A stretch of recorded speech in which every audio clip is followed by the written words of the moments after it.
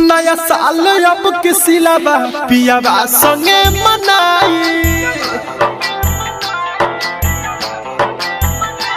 नया साल अब किसी लाबा पियावा संगे मनाई।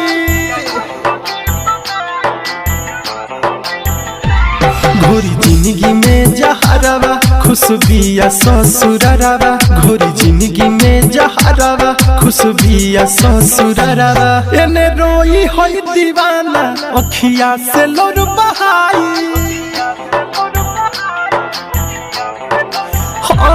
नया साल अब किसी लाबा पियावा संगे मनाई। नया साल अब किसी लाबा पियावा संगे मनाई।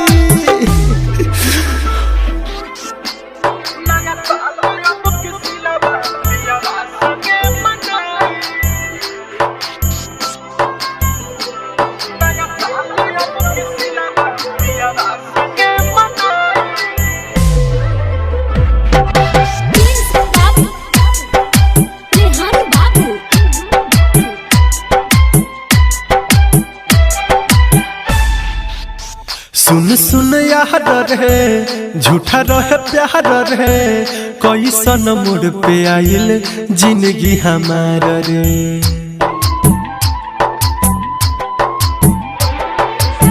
सुन सुन यार रे झूठा रहे प्यार रे। कैसन मोड़ पे आइल जिंदगी हमार रे।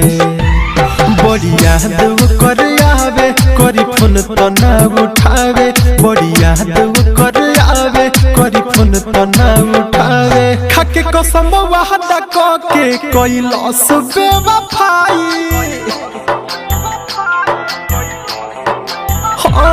नया साल अब किसी लाबा पियावा संगे मनाई। नया साल अब किसी लाबा पियावा संगे मनाई।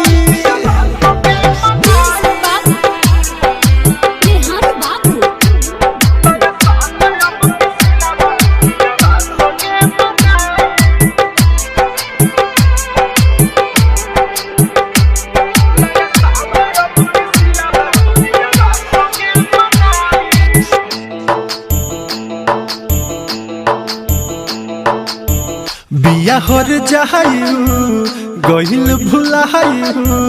हैप्पी न्यू ईयर बोली पियावा के गले लगायू।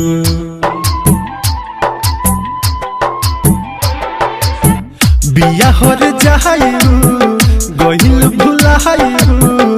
हैप्पी न्यू ईयर बोली पियावा के गले लगायू।